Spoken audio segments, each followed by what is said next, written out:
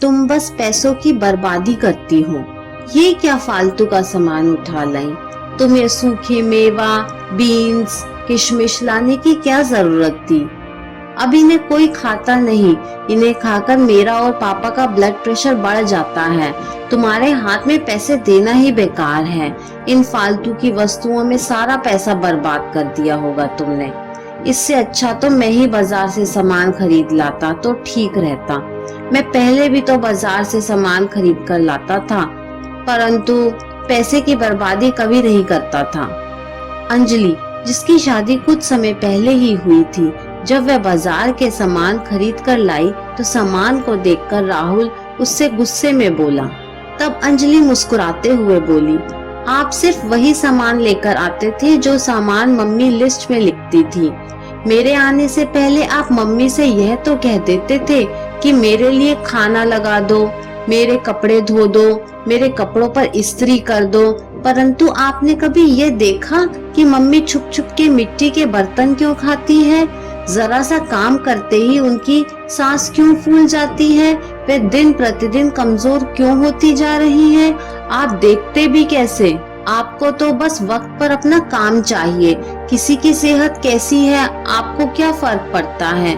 Mummy अपना दुख ना तो पापा से कहती ना आपसे कहती, बस चुपचाप काम में लगी रहती थी। एक दिन जब सबसे छुपकर मैंने मम्मी को मिट्टी के बर्तन खाते देखा, तब मैं उन्हें डॉक्टर के पास ले गई थी। डॉक्टर ने इनका चेकअप करके बताया कि इन्हें आयरन की कमी है। इसके लिए उन्होंने मुझे इनके शरीर से आयरन की कमी दूर करने के लिए कुछ जरूरी टिप्स दिए। मुझे पता था यदि मम्मी सामान की लिस्ट बनाएंगी तो मेरे कहने पर भी यह सामान लिस्ट में नहीं लिखेंगी, क्योंकि ऐसे करने से आपका बजट बिगड़ जाता। इसलिए मैंने खुद ही बाजार से सामान लाने का निर्णय किया, क्योंकि मुझे बजट से ज्यादा अपने सास की स्वास्थ्य की चिंता थी। ये सूखे बीन्स, मेवा और किशमिश खाने से आयरन की कमी दूर होती है। इसलिए मैं मम्मी के लिए ये सब खरीद कर लाई। जितने पैसे में आप हर महीने सामान खरीद कर लेकर आते हैं, उससे कम पैसे में भी मैं ये सारा सामान खरीद कर लाई हूँ, क्योंकि आप तो खरीदते वक्त कभी कोई मोल भाव ही नहीं करते हैं। जैसे किसी ने बता दिया वैसे ही खरीद लाए, परंतु मैं एक एक सामान अच्छी तरह से मोल भाव करके लाई हूँ। इसलिए मैंने पैसे की भी काफी बचत की है, गिन कर देख लो। यह कहकर उसने बचे हुए पैसे राहुल के हाथ में थमा दिए थे। जब राहुल ने पैसे गिनकर देखा तो अंजलि की बात सुनकर वह शर्मिंदा हो गया, क्योंकि ना तो कभी वह सामान खरीदते वक्त मोल भाव करता था और ना ही उसमें कभी अपनी मम्मी के स्वास्थ्य के प्रति ध्यान दिया था। उसके मम्मी पापा भी वहीं पर बैठे हुए दोनों की बातें सुन रहे थे। तब अंजलि की बात सुनकर उसके पापा बोले, बेटा, बजट के साथ साथ स्वास्थ्य का भी ध्यान रखना चाहिए।